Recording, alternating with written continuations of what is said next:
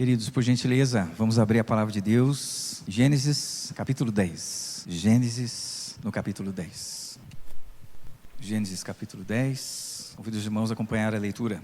São estas as gerações dos filhos de Noé, Sem, Cã e Jafé. E nasceram-lhe filhos depois do dilúvio. Os filhos de Jafé são Gomer, Magog, Madai, Juvã, Tubal, Meseque e Tiras. Os filhos de Gomer são Askenaz, Rifate e Togarma. Os de Javã são Elisá, Tarsis, Quitim e Dodanim. Estes repartiram entre si as ilhas das nações nas suas terras, cada qual segundo a sua língua, segundo as suas famílias, em suas nações. Os filhos de Cã, Cuxi, Misraim, Puti e Canaã. Os filhos de Cuxi, Sebá, Avilá, Sabtá, Raamá e Sabtecá. Os filhos de Raamá, Sabá e Dedã. Cuxi gerou a Nimrode, o qual começou a ser poderoso na terra. Foi valente caçador diante do Senhor, daí dizer-se, como Nimrode, poderoso caçador diante do Senhor. O princípio do seu reino foi Babel, Ereque, Acade e Calné, na terra de Sinar. Daquela terra saiu ele para a Síria, e edificou Nínive, Reobote, Ir e Calá. E entre Nínive e Calá, a grande cidade de Rezém. Misraim gerou a Ludim, e Anamim, a Leabim, a Naftuim, a Patrusim, a Caluim, de onde saíram os filisteus, e a Caftorim. Canaã gerou a Sidom, seu primogênito, e a Ete, e aos Jebuseus, aos Amorreus, aos Girgazeus, aos Eveus, aos Arqueus, aos Sineus, aos Arvadeus, aos Zeramadeus e aos Amateus. E depois se espalharam as famílias dos cananeus. E o limite dos cananeus foi desde Sidom, indo para Gerar até Gaza, indo para Sodoma, Gomorra, Adimá e Zeboim até Laza. São esses os filhos de Cã, segundo as suas famílias, segundo as suas línguas, em suas terras, em suas nações. A Sem, que foi pai de todos os filhos de Éber e irmão mais velho de Jafé, também lhe nasceram filhos. Os filhos de Sem são Elão, Assur, Arfaxade, Lude e Arã. Os filhos de Arã, Uz, Ru, Jeter e Mas. Arfaxade gerou a Salá, Salá gerou a Éber. A Éber nasceram 2 filhos. Um teve por nome Peleg, porquanto em seus dias se repartiu a terra. E o nome de seu irmão foi Joctã. Joctã gerou a Almodá, a Selefe, a Azar-Mavé, a Gerá, a Adorão, a Uzal, a Dicla, a Obal, a Abimael, a Sabá, a Ofir, a Avilá e a Jobabe. Todos estes foram filhos de Joctã. E habitaram desde Messa, indo para Cefar, montanha do Oriente. São estes os filhos de Sem, segundo as suas famílias, segundo as suas línguas, em suas terras, em suas nações. São estas as famílias dos filhos de Noé, segundo as suas gerações, nas suas nações. E destes foram disseminadas as nações na terra, depois do dilúvio. Vamos orar. Senhor nosso Deus e Pai, nós queremos louvar o Teu nome pela Tua palavra, pedindo que o Teu Espírito Santo nos dirija através daquilo que o Senhor deseja fazer nessa noite nos nossos corações, na vida da Tua igreja e também, ó Deus, com respeito a toda a terra, ó Pai, falando conosco e nos chamando a atender o Seu chamado. Em nome de Jesus que nós oramos, amém e amém. Nós nos aproximamos do dia 31 de outubro, e no dia 31 de outubro nós comemoraremos agora, no ano de 2025, os 508 anos da Reforma Protestante. E entre os lemas da Reforma, os principais são Sola Gratia, Sola Fide, Solus Christus, Soli Deo Gloria, mas também nós temos o Sola Scriptura.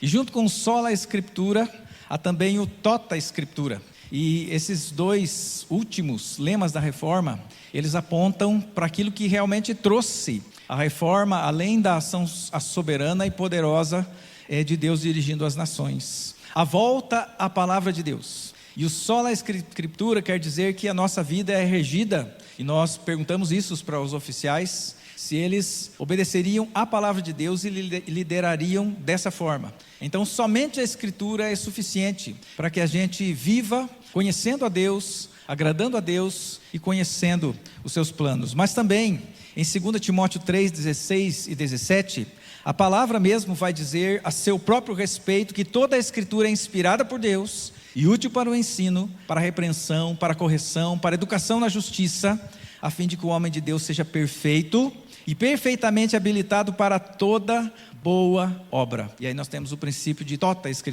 Escritura. Então, nada da Escritura pode ficar fora. E aí nós chegamos nesse tempo e eu pergunto para você, quando você abre num texto desse, e você lembra do sola Escritura e do tota Escritura, o que você pensa? O que você pensou quando eu comecei a ler esses nomes e esses textos? Esse, com certeza, é um desafio para nós crermos e buscarmos na dependência do Espírito Santo aquilo que nós afirmamos como igreja reformada, como igreja cristã, de que toda a Escritura tem ensinamentos para nós. Quando eu estava estudando e orando bastante, porque os irmãos sabem que nós estamos indo capítulo após capítulo, e aí eu preciso dizer que talvez se nós não estivéssemos caminhando assim, eu nunca escolheria esse texto, mas quis Deus que nós estivéssemos falando sobre esse texto nessa noite e meditando nas verdades que Deus deseja que a gente enxergue nesse texto. Eu me lembrei de uma música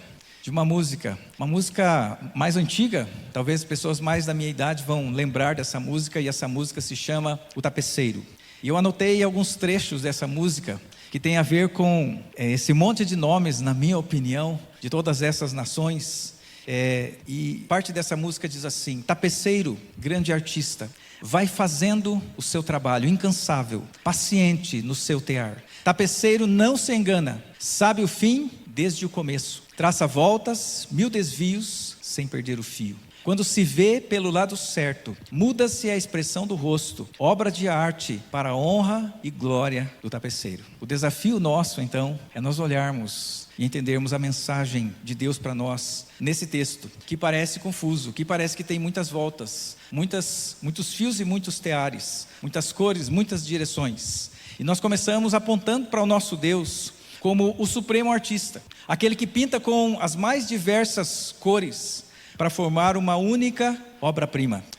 Deus formou as nações da terra com diferentes culturas, povos, línguas, tribos e famílias, e Ele orquestra tudo para a sua glória. Quando nós olhamos para esse texto, inevitavelmente nós vamos para o Novo Testamento, quando lá em Atos 17, verso 26, nós lemos que de um só fez toda a raça humana para habitar sobre a face da terra, havendo fixado os tempos previamente estabelecidos e também os limites da sua habitação. E aí no começo do verso 27, nós lemos a finalidade. Por que é que Deus fez assim? Para buscarem a Deus. Diante de tudo isso, o que é que esse texto declara claramente para nós? Esse texto declara claramente, assim como a criação declara claramente que Deus é o Deus Criador, que Yahvé é o Deus de todas as nações. Esse texto não declara apenas para nós nos dias de hoje, mas esse texto declarava para aquelas pessoas que eram o povo de Israel, o povo escolhido de Deus, que faz parte dessa genealogia,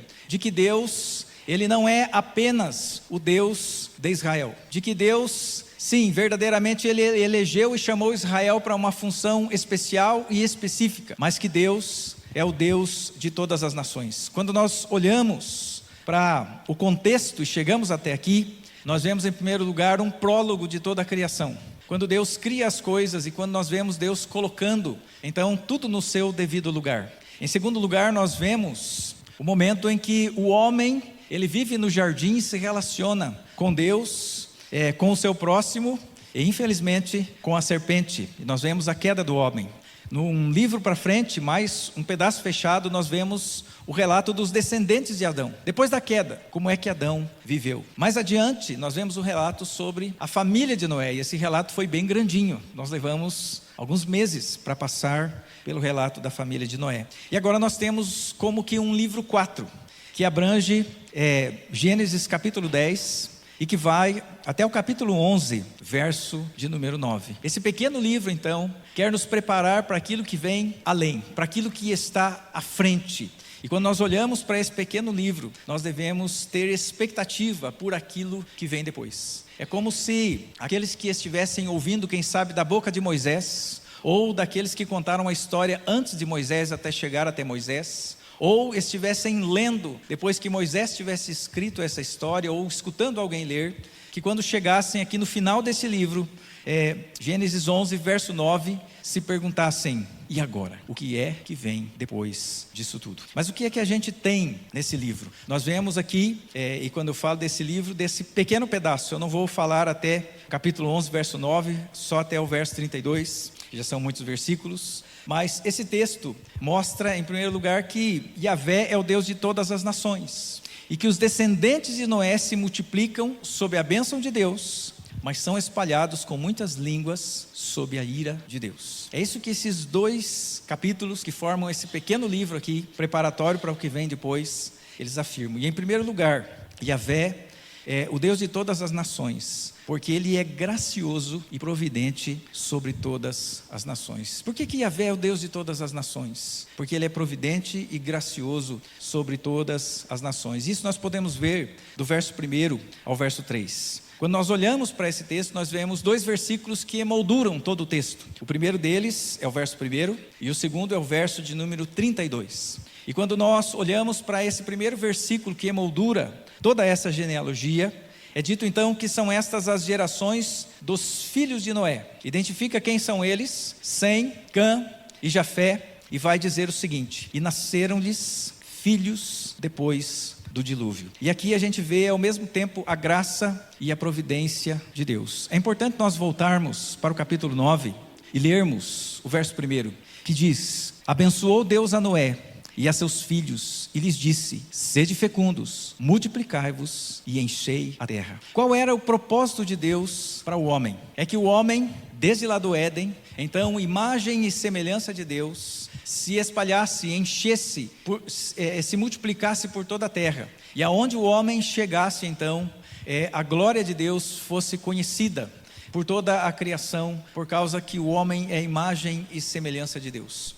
O homem deveria olhar para Deus e, em certo sentido, querer ser igual a Deus, naqueles atributos que foram comunicados ao homem por Deus, na bondade, na capacidade de amar, capacidade de ser santo, de ter compaixão pelo próximo, a inteligência, a administração e tudo aquilo que Deus entregou para o homem. Mas aí nós vemos que a queda aconteceu. Mais para frente nós vemos a geração de Adão também ali contrastando a geração de Caim, e nós vemos que houve uma maldade tão grande que Deus teve que trazer juízo sobre todas as nações. E agora tem um novo começo. E aí o pastor Ramon apontou muito bem quando pregou aqui, dizendo que este novo começo, ele vem a partir do propósito de Deus, da vontade de Deus e de tudo aquilo que Deus mantém como promessa e bênção para o ser humano. Por que é graça? Porque o ser humano pecou e Deus manteve Noé e os seus filhos. Por que é providência?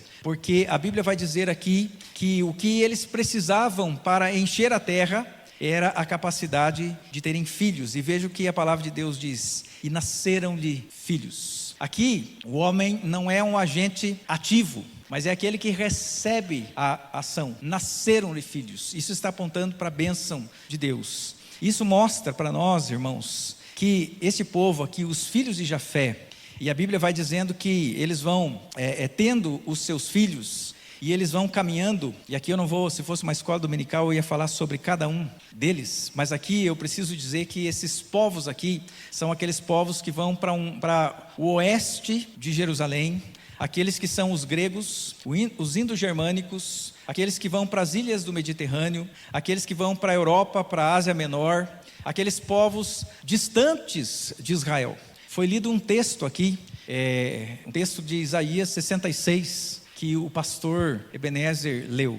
Ele leu alguns nomes, esses nomes são justamente os descendentes de Jafé. A ideia é de que quando o servo fiel ele viesse, então como presente, esse servo então traria para o templo do Senhor, para oferecer ao Senhor todas as nações, inclusive e até mesmo esses que são aqueles que moram longe de Israel, aqueles que a Bíblia fala pouco a respeito deles, e que Israel não está vendo muito, mas Israel precisa saber que mesmo que ele não está vendo essas nações viverem lá longe, a bênção de Deus está sobre eles, e eles são um povo que se multiplicou, eles são um povo que cresceu, eles são um povo que desenvolveu a inteligência, são um povo que submeteu a criação a sua vontade, direcionando todas as coisas de acordo com os dons que Deus deu e a imagem e semelhança de Deus. O que isso fala para nós em primeiro lugar? Que se nós temos medicina, isso vem de Deus. Que se nós temos faculdades que estudam exatas, que estudam humanas, isso não vem do próprio homem, isso vem da bênção de Deus, que deu a sua imagem e semelhança para o homem, que deu a capacidade do homem de conseguir, mesmo num mundo atingido pelo pecado, onde existem catástrofes, onde existem acidentes, onde há doenças, onde há uma série de consequências que vieram do pecado, Deus deu a capacidade para esses povos que não tinham no começo os mesmos recursos que nós, de saírem desse lugar onde eles estavam, irem para longe, para um lugar desconhecido, e lá nesse lugar, fazerem desse lugar as suas casas, os seus lares, e ali desenvolver uma nação, um povo, com uma tribo, com famílias e as suas línguas, terem as suas características, desenvolverem cultura.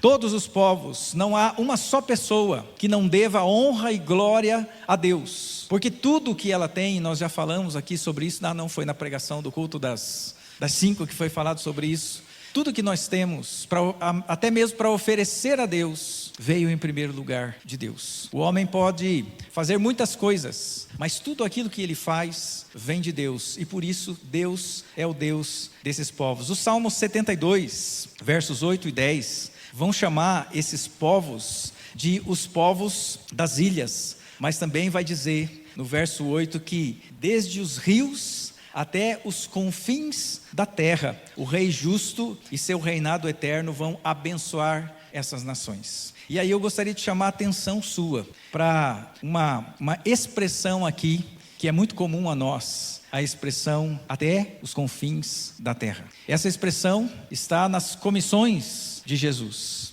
E quem são os confins da terra? Para o povo judeu, até mesmo na época de Cristo. Os confins da terra somos nós que estamos para o ocidente. São esses povos da Europa, Espanha e além. E talvez é por isso que Paulo, ele desejava tanto ir para a Espanha, ir para esses lugares. Porque Paulo era um conhecedor da Bíblia, do Antigo Testamento. E não é só nesse texto de Isaías, há outro texto de Isaías, o texto de Isaías 42, verso 4, que fala também das terras do mar. Que quando o servo fiel vier até as terras do mar, aguardarão e ouvirão a sua doutrina. E isso se cumpre então na vinda do servo fiel, na vinda do nosso Senhor e Salvador Jesus Cristo. Deus é o Deus gracioso e providente. E se nós somos quem somos, e se nós temos aquilo que nós temos, tudo isso, se nós podemos ou não podemos, tudo isso é por causa da graça e é por causa da providência do nosso Deus. Assim nós vemos esses povos se desenvolvendo a partir da sua ida para a região das ilhas, para a região da Europa, e mais tarde o povo de Deus vai encontrar com alguns desses povos, e nós vamos perceber na história bíblica esses povos com a sua cultura, com as suas ideologias, infelizmente também com os seus pecados, com as suas idolatrias, clamando pela salvação que vem da nação de Israel. Em segundo lugar, Deus é o Deus de todas as nações, porque Ele governa soberana e misericordiosamente todas as nações. Mais para frente, quando nós olhamos para os filhos de Cã, nós vamos perceber muitas coisas. Os filhos de Cã serão os egípcios, os filhos de Cã serão os babilônicos, os filhos de Cã serão os assírios, os filhos de Cã serão os cananeus e até mesmo os filisteus. Olhe para o verso 14. A Patrocim, a Casluim, de onde saíram, entre parênteses, os filisteus que vão ser uma pedra no sapato de Israel por um bom tempo, vão ser inimigos ferrenhos, vão ser aqueles que resistem ao povo de Deus, ao povo escolhido por Deus, inclusive com respeito à posse da terra. Esse povo que está lendo esse texto pela primeira vez, é o povo que foi retirado do Egito, e que ou tem memória disso, por isso ter passado pelas nações, ou então Moisés está contando para esse povo, juntando, quem sabe, tudo aquilo que ele estudou no Egito. Não sabemos como é que ele tem todas essas informações. Mas uma coisa que precisa ser dita, meus irmãos, é que cronologicamente, o capítulo 11, aqui a Torre de Babel, vem antes do capítulo 10. Porque não é no capítulo 11 que nós vemos o juízo e ter várias línguas, mas no capítulo 10 nós lemos que o povo então encheu a terra, em algumas expressões, como por exemplo Jafé, que não foi contra Deus. Os filhos então de Cã, que se espalharam pela terra.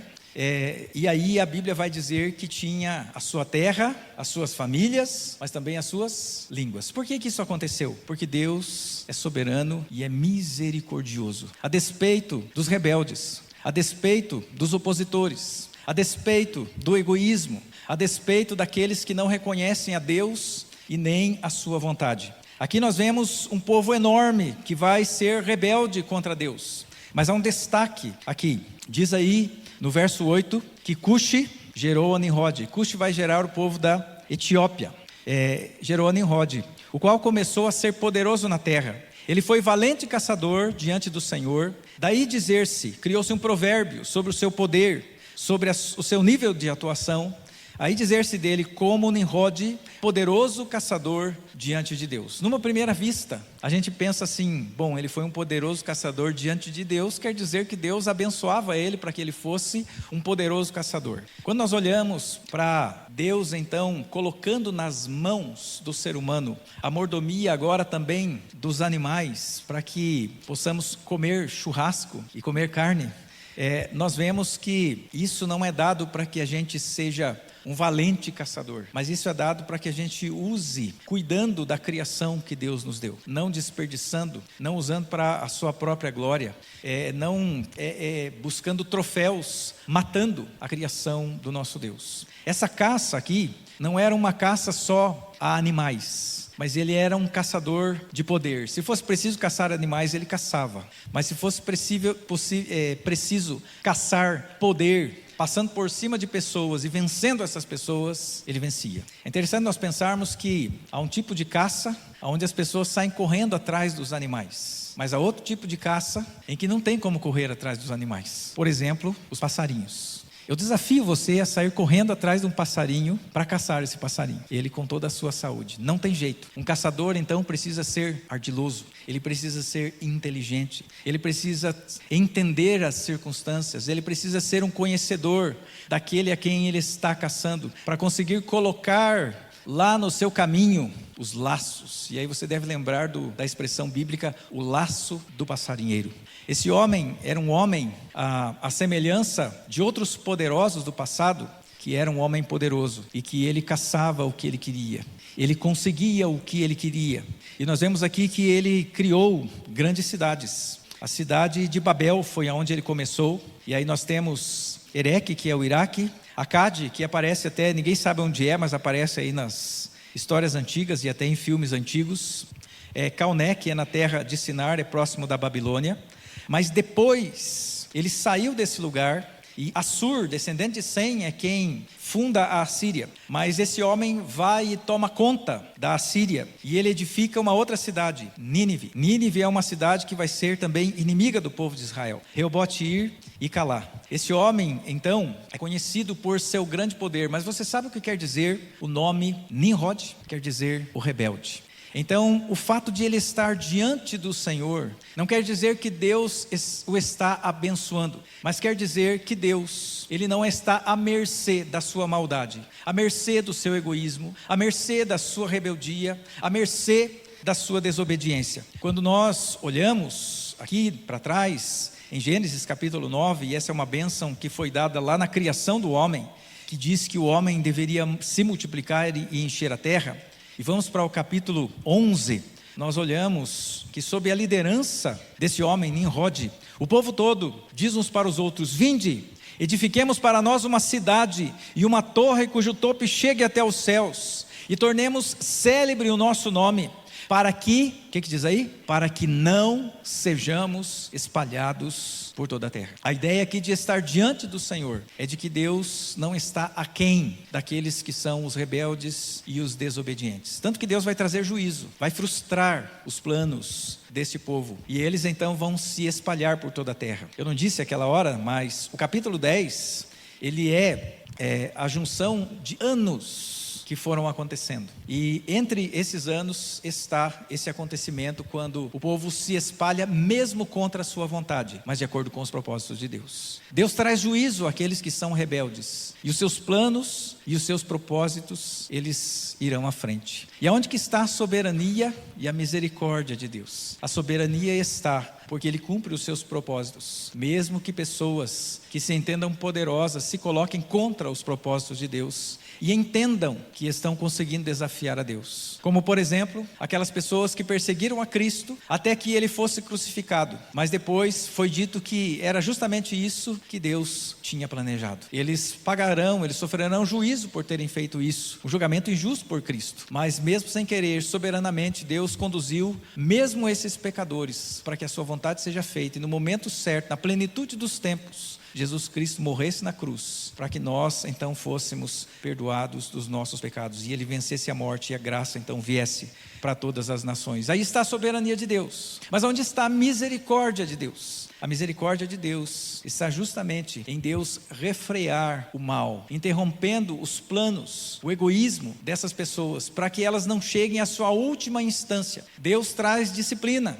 Deus traz disciplina para aqueles que são alegadamente rebeldes e que se colocam contra Deus. Mas Deus também traz disciplina para aqueles que dizem amar a Deus, mas em alguns momentos se colocam em rebeldia contra Deus. E nós vemos que Deus, então, em todo tempo, traz disciplina sobre esse povo. Misraim, no verso 13, é o Egito. E aí nós vemos os seus filhos, todos esses.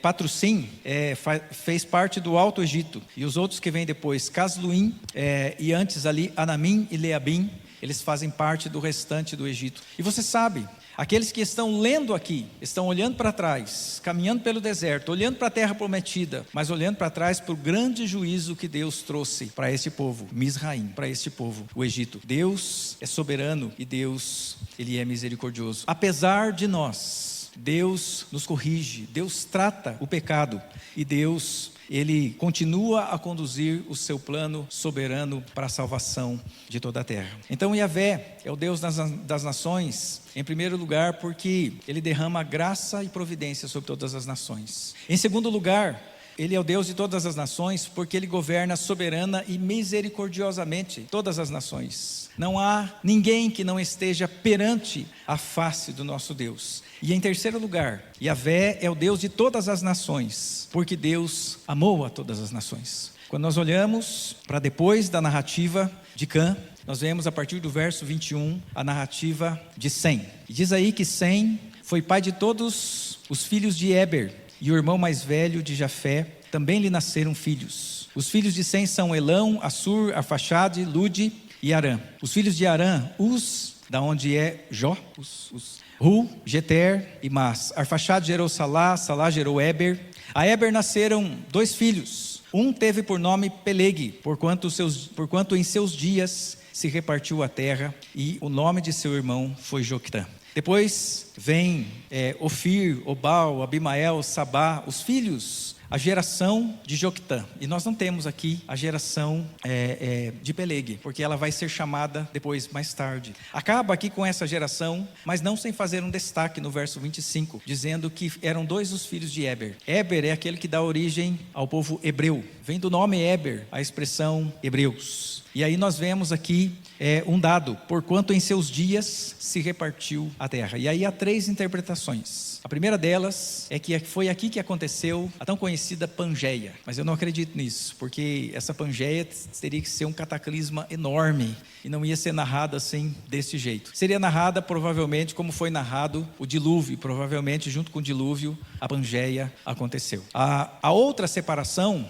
é justamente o que aconteceu com a Torre de Babel. Então você tem Sem, você tem Éber, e aqui no neto de Sem, junto lá com o neto de Cã, Nimrod, você tem essa equivalência. E essa separação, para que esse povo então, como diz aqui no verso 31, e no final de cada filho, são esses os filhos de Sem, segundo as suas famílias, segundo as suas línguas, suas terras e as suas nações. Para que as suas línguas, cada um tivesse a sua língua, Babel precisava ter acontecido. A ideia é que a gente leia aqui e depois tenha a resposta de como é que isso aconteceu. E nós vemos Deus multiplicando as nações, por um lado, pela sua graça, mas por outro lado, disseminando as nações por juízo, confundindo a sua língua quando esses desobedeceram a Deus. Então, provavelmente, Babel acontece aqui no tempo de Peleg, que quer dizer justamente isso, divisão. Mas não apenas isso. Nós vemos aqui também a semente da promessa. Quando nós acompanhamos desde a criação e a queda, nós temos a promessa do descendente da mulher, da semente da mulher. E é interessante nós pensarmos que Gênesis, da onde vem a palavra genética, também tem em si a ideia de semente. Essa é a semente das nações, essa é a semente disso, essa é a semente daquilo, esse é o começo dessas coisas.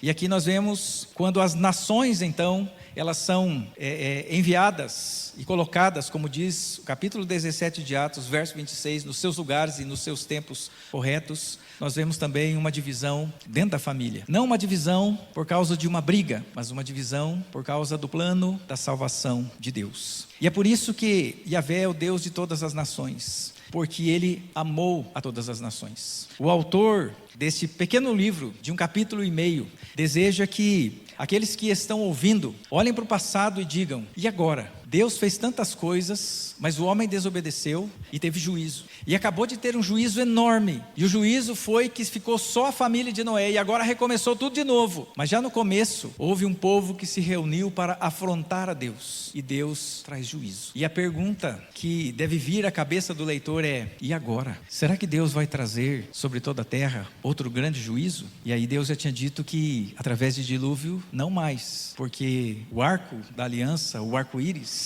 é a palavra de Deus sendo lembrada, é o símbolo da promessa de Deus que não faria mais isso. E a pergunta é: e agora? O que é que vai acontecer? E a resposta está para vir. E aí o texto também vai mostrar alguns pontos importantes que nós precisamos ler. Quando você lê, volte comigo aí, nós estamos caminhando para o final desse ponto, que diz que Deus ama todas as nações. Capítulo 10, verso 1, nós lemos ali que são essas as gerações dos filhos de Noé, Sem, Cã e Jafé. No 2, nós vamos ver que os filhos de Jafé é a abertura, vai começar a dizer sobre eles, mas tem um fechamento no verso 5, que diz assim: estes repartiram entre si as ilhas das nações nas suas terras, cada qual segundo a sua língua, segundo as suas famílias e suas nações. No verso 6, nós temos a abertura, esses são os filhos de Cã. Mas nós temos o fechamento no verso 20, que diz assim: são estes os filhos de Cã, segundo as suas famílias, segundo as suas línguas, em suas terras,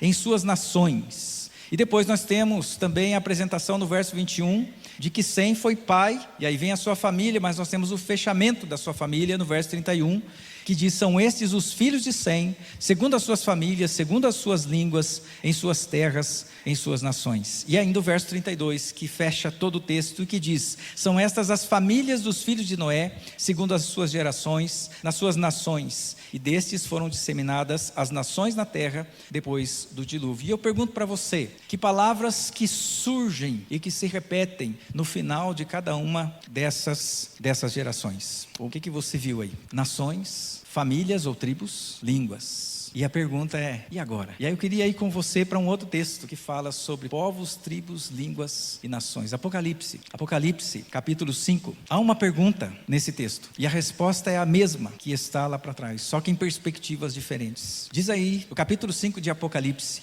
vi na mão direita daquele que estava sentado no trono um livro escrito por dentro e por fora, de todo selado com 7 selos. Vi também um anjo forte que proclamava em grande voz: quem é digno de abrir o livro e lhe desatar os selos? Ora, nem no céu, nem sobre a terra, nem debaixo da terra, ninguém podia abrir o livro, nem mesmo olhar para ele. E eu chorava muito, porque ninguém foi achado digno de abrir o livro, nem mesmo de olhar para ele. Todavia um dos anciãos me disse: não chores. Eis que o leão da tribo de Judá, a raiz de Davi, venceu para abrir o livro e os seus 7 selos. Então vi no meio do trono e dos 4 seres viventes, e entre os anciãos de pé um cordeiro, como tendo sido morto. Ele tinha 7 chifres, bem como 7 olhos, que são os 7 Espíritos de Deus enviados por toda a terra. Veio, pois, e tomou o livro da mão direita daquele que estava sentado no trono. E quando tomou o livro, os 4 seres viventes e os 24 anciãos prostraram-se diante do cordeiro, tendo cada um deles uma harpa e taças de ouro cheias de incenso, que são as orações dos santos. E entoavam um novo cântico, dizendo: digno és de tomar o livro e de abrir-lhe os selos, porque foste morto, e com o teu sangue compraste para Deus os que procedem de toda tribo, língua, povo e nação, e para o nosso Deus os constituíste reino e sacerdotes, e reinarão sobre toda a terra. A pergunta aqui é a mesma pergunta que deveria surgir em Gênesis. Em Gênesis é: meu Deus, o homem pecou. Meu Deus, o homem peca. Mesmo Jafé não registrou aqui pecados, mas a rebeldia contra Deus. E a pergunta é: e agora? A mesma coisa é com respeito aos propósitos de Deus sendo abertos no decorrer de toda a história, para que finalmente a eternidade chegue e se concretize tudo aquilo que é o propósito de Deus e tudo seja restaurado em Cristo Jesus. E a pergunta é: e agora? Como é que o livro vai ser aberto? E a resposta é a mesma. A resposta é que há um cordeiro, e esse cordeiro que morreu, ele derramou o seu sangue para resgatar todo o povo, língua, tribo e nação. A resposta à pergunta: e agora? Desses capítulos 10 e 11, está no verso 10, quando nós vemos a descendência de Sem. E logo em seguida a descendência de Sem, nós vemos no capítulo 12, o chamado de Abraão, e Deus dizendo para Abraão que ele seria então um abençoador de todas as famílias da terra. Verso 3 do capítulo 12: abençoarei os que te abençoarem e amaldiçoarei os que te amaldiçoarem. Em ti serão benditas todas as famílias da terra. Qual é a solução para todas as nações? Quero abrir com você em mais um texto que está em Ageu, capítulo 2, finalzinho do Antigo Testamento. Ageu capítulo 2, versos 6 e 7. A nossa versão, a Revista Atualizada, ela vai dizer assim: pois assim diz o Senhor dos exércitos, falando da glória do segundo templo. O templo de Salomão tinha sido destruído, e agora o povo volta, e o templo é reconstruído. E aí é dito assim: pois assim diz o Senhor dos exércitos, ainda uma vez dentro em pouco, farei abalar o céu, a terra e o mar, e a terra seca. Farei abalar todas as nações, e as coisas preciosas de todas as nações virão, e encherei da glória esta casa, diz o Senhor dos exércitos. Quando nós vamos para a versão revista e corrigida, e a versão King James, de King James, do rei Tiago, a expressão que é ali no lugar de coisas especiais, no verso 7, quando diz: e as coisas preciosas de todas as nações virão, a expressão que há ali é: e virá o desejado das nações. Ainda por mais um tempo abalarei toda a terra, e virá o desejado das nações. Esse é Jesus. Então o texto quer mostrar algo óbvio para a nação de Israel, que precisava confiar em Deus, que precisava enfrentar todas as nações, que apesar de ter sido escolhida como uma nação especial, para que dela viesse então a semente da mulher, o Salvador, Jesus Cristo, amasse todas as nações, mesmo que elas se opusessem, mesmo que elas fossem cruéis, mesmo que elas se levantassem, até mesmo contra o nome de Deus, mas que dependessem de Deus, para que essas nações fossem alcançadas pela graça e pela misericórdia de Deus. Quando nós olhamos para a bênção que havia em Jafé, isso se cumpre com a pregação de Paulo para as ilhas. Quando nós olhamos para a maldição que havia sobre Canaã, esse é um problema dessa nação. Ela vai ser quebrada na cruz de Cristo, quando Cristo se faz maldição, para que todas as nações então sejam livres das suas maldições. Cristo então é o desejado das nações. Deus é o Deus de todas as nações. Quando nós olhamos para o amor de Deus, nós vemos graça de Deus, nós vemos providência de Deus, nós vemos misericórdia de Deus, nós vemos soberania de Deus, nós vemos amor de Deus por todas as nações. E a Bíblia vai dizer que Deus amou o mundo de tal maneira que deu o seu Filho unigênito. E a outra aplicação que há para nós é que hoje Deus escolheu a igreja. As nações estavam com seus problemas, Depois teve o juízo em Babel. Mais para frente veio a descendência de Sem. Depois da história do povo de Deus, vem Jesus. Jesus é morto, é assunto aos céus. Em Atos capítulo 2, Deus derrama o Espírito Santo sobre a vida da igreja. E a Bíblia diz que de todos aqueles povos e pessoas que falavam línguas diferentes, quando a palavra de Deus era pregada, cada um escutava na sua língua materna. A reversão de Babel acontece em Cristo Jesus, no derramamento do Espírito Santo de Deus, e no fato de Deus encher a igreja do seu poder, para que a igreja agora, no lugar de Israel, saiba que Yahvé é o Deus de todas as nações, porque tudo que Deus dá para as nações, vem de Deus. Porque mesmo quando as pessoas se levantam contra Deus, os planos de Deus não falharão.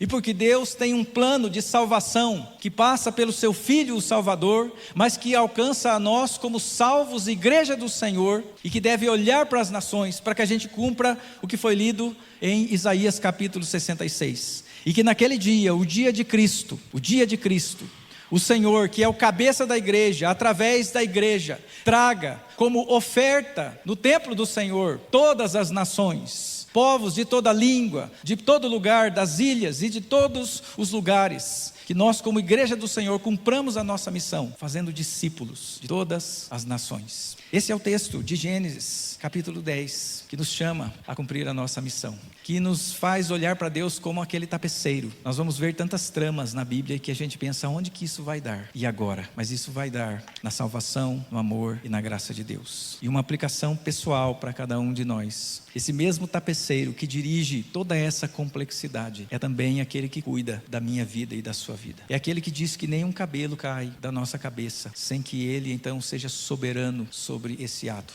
É aquele que nos momentos em que nós não entendemos por que estamos vivendo certas circunstâncias, traz o texto bíblico que diz que nós sabemos que todas as coisas cooperam para o bem daqueles que amam a Deus, que foram chamados segundo os seus propósitos. Como é que está a sua vida? Como é que está a sua missão? Talvez você esteja como que olhando por trás de uma tapeçaria, não entendendo muito bem no que vai dar.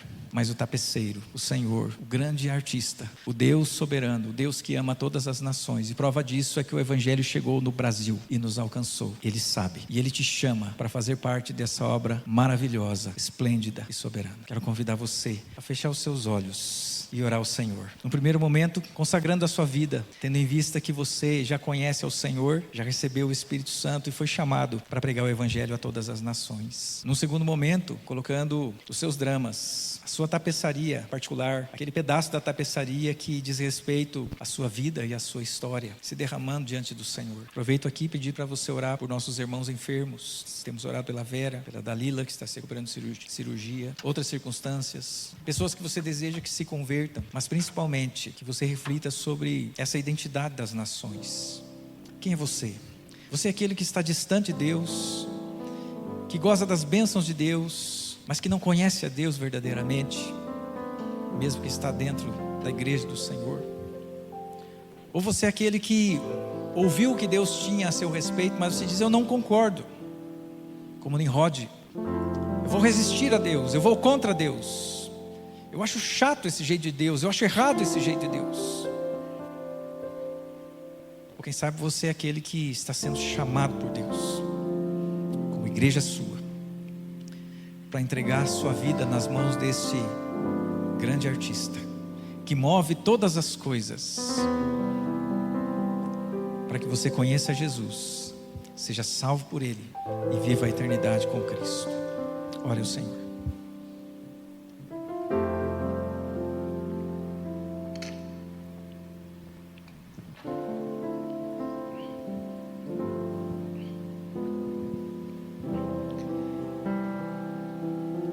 Tu és soberano, Senhor, sobre a terra, sobre os céus. O Senhor é o Criador nosso, do mar, de tudo que existe nesse mundo, mas também de cada ser humano, com as suas capacidades, depois do pecado, com as limitações, mas tudo dentro da soberania, graça, condução do Senhor. Há momentos que nós somos desafiados porque não entendemos a sua vontade, mas somos desafiados a crer que o Senhor é o Deus de todas as nações, e que em Cristo Jesus o Senhor nos chamou para perto de Ti. Tu és o nosso Deus, o nosso Salvador. Assim, ó Deus, abençoa-nos, para que possamos cumprir a missão, para que possamos pregar a Tua palavra em Jerusalém, a Judéia, Samaria e até os confins da terra, para que como corpo de Cristo nós possamos ser os Teus pés, as Tuas mãos, a Tua voz, alcançando os mais longínquos povos, para que no dia de Cristo sejam apresentados como oferta ao Senhor, que vieram pela própria ação graciosa de Cristo, o Salvador, salvando através da igreja de cada um de nós. Abençoa-nos em valorizar a importância que o Senhor nos deu como Teu povo, para fazer a diferença, para pregar o Evangelho, para pensar em missões, para pensar em alcançar povos não alcançados. Mas também nos ajuda, Senhor, a olhar para o quintal da nossa casa, para o nosso coração. Se o nosso coração não precisa mais de Ti, ou quem sabe se não há ainda o reinado do Senhor Jesus em nosso coração. Quebranta o nosso coração, faz de nós Tua igreja, Teu povo. Obrigado pelo Teu amor, Tua graça, Tua providência, Tua misericórdia. Recebe a nossa adoração, em nome de Jesus.